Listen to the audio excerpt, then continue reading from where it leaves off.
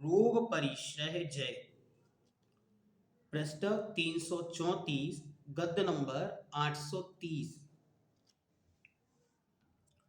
सर्वशुचि निधानम इदम अनित्यम अपरित्राणम इति शरीरे निसंकल्पत्वात् विगत संस्कारस्य गुणरत्न भाण्ड संचय प्रवर्धन संरक्षण संधारण कारणत्वात् अभ्युपगतस्य स्थिति विधानस्य अक्षमक्षणवत्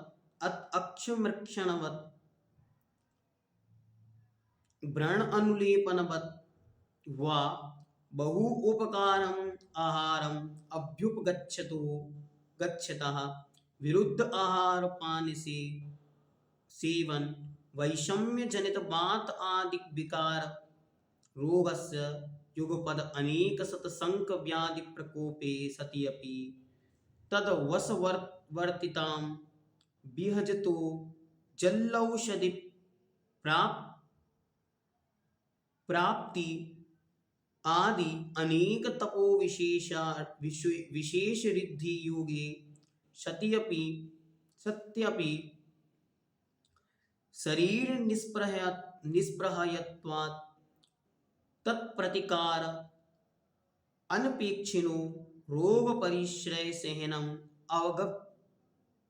अवगंतव्यम। अब कहते हैं रोग परिश्रय जय। वे साधु वीतराग पथ पर जा रहे हैं। किसी प्रकार की बाधा रोग प्रकोप उत्पन्न हो जाए तो किस प्रकार की वृत्ति को धारण करते हैं। कहते हैं यह सब प्रकार के अशुचि पदार्थों का आश्रय है। शरीर कैसा है? संपूर्ण अशुचि पदार्थों का आश्रय है, धारण करने वाला है, अनित्य है और परित्राण से रहित है, किसी भी प्रकार की रक्षा से रहित है। चारों तरफ से इसकी रक्षा संभव नहीं है। इस प्रकार इस शरीर में संकल्प रहित होने से जो विगत संस्कार है, संस्कारों से रहित है, गुण रूपी रत्नों के पात्र संचय संवर्धन संरक्षण संधारण का कारण होने से जिसने शरीर की स्थिति विधान को भली प्रकार स्वीकार किया है, इस प्रकार का होते हुए भी उस शरीर को क्यों भी धारण किए हुए हैं, क्यों इसकी रक्षा करने में लगे हैं? क्योंकि ये रत्नात्रय रूपी गुणों के पात्र का संचय है, धारण करने वाला है, बढ़ाने वाला है और उसका संरक्षण करने वाला होने से ही इस शरीर को भोजन आदि भी उपलब्ध कराते हैं। धुर को ओगन लगाने के समान, जैसे जो गाड़ियां चलती हैं तो उन गाड़ियों में पहले जो रथ आदि चलते थे तो उसमें जो चक्के होते थे उसमें ओगन लगाया जाता था। वर्तमान में बेरिंग में ग्रीस आदि लगाया जाता है जिससे उसे आवाज ना हो और वह सुचारू रूप से चले। उस प्रकार तथा व्रण पर लेप करने के समान, जैसे घाव पर लेप किया जाता है के समान बहुत उपकार वाले आहार को स्वीकार करता है जिससे उसके शरीर का उपकार हो, जिससे तप की वृद्धि हो। विरुद्ध आहार पान के सेवन रूप विषमता से जिसके बात पित्त कफ आदि विकार रोग उत्पन्न हुए, एक साथ सैकड़ों व्याधियों का प्रकोप होने पर भी जो उसके अधीन नहीं हुआ, सैकड़ों बीमारियां एक साथ उत्पन्न हो जाएं, क्योंकि शरीर तो बीमारियों का आलय है। अब ना जाने कौन सी बीमारी किस निमित्त से कब उत्पन्न हो जाए। तथा तपो विशेष से जल्लौषधि की प्राप्ति आदि अनेक रिद्धियों का प्राप्त होने पर भी शरीर से निष्प्रय होने के कारण जो उसके प्रतिकार की अपेक्षा नहीं करता, उसके रोग परिश्रय सहन जानना चाहिए।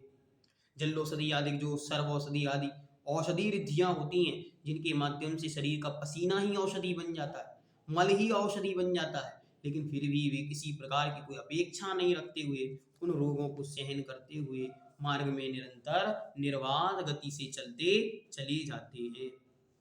बात पित्त कफ शोणित चारों, ये जब घटे बड़े तनु माही, रोग संयोग शोक जब उपजत, जगत जीव कायर हो जाहि। ऐसी व्याधि दारुण सही, शूरे उपचार उपचार न चाहि, आत्म लीन विरक्त देह सो, जेन यति निज नेम निवाहि। कहते हैं कि वात पित्त कफ और खून चारों ये जब घट बढ़े तन माही, तनु माही मतलब शरीर में, जब ये शरीर में घट बढ़ जाते, रोग संयोग शोक तब उपजत, अनेक प्रकार के रोग शोक उत्पन्न होते, जगत जीव कायर हो जाए, तब जगत जीव कायर हो जाते। बीमारी में क्या स्थिति बनती है, जो बीमार होता है बस वही जानता, दूसरा उसका वर्णन भी नहीं कर सकता, दूसरा उसके कष्ट को समझा भी नहीं सकता, बता भी नहीं सकता किसी को कि इसको हो क्या रहा होगा। ऐसी व्याधि वेदना दारुण सहे, सूर उपचार न चाहिए। वीतराग निर्ग्रंथ परम दिगंबर मुनिराज अपनी महान दिव्य साधना के पथ पर अनिवरत गति से चलते चले जाते हैं। ऐसी दारुण भयानक बीमारियों के हो जाने पर भी वे उसे अच्छी तरह सहन करते। आत्मलीन विरक्त देह सो, जैन इति निज नियम निवाही, वे अपने नियमों का निर्वाह करते हैं, किसी भी प्रकार से वे पथ से च्युत नहीं होते। आत्मलीन विरक्त देह सो, वे आत्मा में लीन है, देह से विरक्त है, इसलिए निरंतर उस मार्ग पर चलते चले जाते हैं और कभी भी वे अपने नियमों का उल्लंघन नहीं करते। एक प्रसंग बहुत सुंदर याद आया। पूज्यवर आचार्य भगवंत गुरुदेव विद्यासागर जी महर्षिराज के परम शिष्य बेगमगंज नगर गौरव परम पूज्य मुनि श्री प्रवचन सागर जी महाराज पूज्य श्री आचार्य संघ के साथ अमरकंटक में निहार क्रिया के निमित्त जंगल में गए हुए थे और वहां किसी कुत्ते ने उनको झपट लिया और उसने उनके पैर में मुख मार दिया, जो नाखून आदि जो भी किया उसका उनका घात वहां पर किया। मुनि महाराज का जो कुछ प्राथमिक उपचार उस समय संभव था बाहर से वह किया गया। उन मुनिराज से सबने निवेदन किया, महाराज जी रेबीज का इंजेक्शन लगेगा और उससे सब ठीक हो जाएगा, लेकिन वे मुनि महाराज तैयार नहीं हुए, बोले नहीं नहीं मैं कोई इंजेक्शन नहीं लगवाऊंगा। पूज्यवर आचार्य श्री जी ने उनसे कहा आप बताओ आप क्या चाहते हैं। उन्होंने कहा गुरुजी जो आपकी आज्ञा होगी, और अगर इस देह का इतना ही संयोग था और मुझे संलेखना समाधि लेनी पड़े तो मैं पूर्णतया तैयार हूँ। कुछ दिन तक उन्हें संग में रखा, उसके बाद आचार्य ने दो साधुओं के साथ उन्हें कटनी नगर में भेज दिया। कटनी में वो स्थान भी मैं देख के आया, उनकी समाधि भी देख के आया, और वहाँ पर जिन लोगों ने उनकी अंत समय वैयावृत्ति की वो लोग भी वहाँ पर मौजूद थे, उन्होंने बहुत अच्छी तरह बताया। उन मुनिराज को बड़ी वेदना हुई, बड़ा कष्ट हुआ, उनकी स्थिति बहुत गिरती चली गई, लेकिन उन्होंने कोई उपचार नहीं कराया। और पूज्य मुनि श्री निर्णय सागर जी, समता सागर जी, प्रमाण सागर जी, निश्चय सागर जी, ये सब मुनिराजों की उपस्थिति में उन्होंने अपना देह त्याग दिया। इस पर एक पूरी किताब लिखी है परम पूज्य मुनि श्री निर्णय सागर जी महाराज ने, जिस किताब का नाम है मित्र। ये दोनों महाराज मित्र थे। पूर्व में इनका क्या संयोग रहा वो मुझे स्मरण में नहीं, लेकिन ये दोनों जब ब्रह्मचारी अवस्था में थे तब उदासीन आश्रम इंदौर में ये दोनों एक साथ साधना करते थे, अध्ययन करते थे, और नियोग से इनकी दीक्षा भी जब हुई तब एक साथ हुई।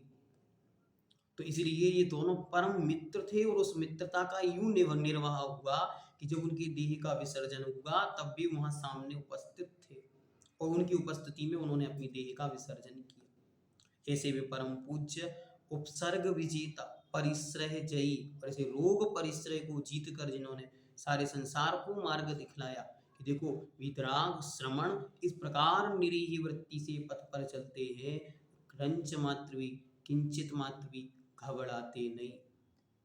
इस बुक को, इस किताब को सबको एक बार पढ़कर अपने जीवन में किस प्रकार मित्रता निभानी है, कैसे संलेखना समाधि करानी है, कैसे व्रती जीवन का निर्वाह होता है, कैसे बीमारियां उपस्थित होने पर उनकी निदान उपचार आदि में क्या किया जा सकता है, और कैसे संलेखना के मार्ग पर बढ़कर मुक्ति की ओर बढ़ते हैं। इस प्रकार सारी विद्याएं हम सब सीखें, जानें और मुनिराजों पर कोई उपसर्ग, विघ्न, बाधा, रोग, पीड़ा आए तो हम प्रतिकार के लिए सदा खड़े रहें।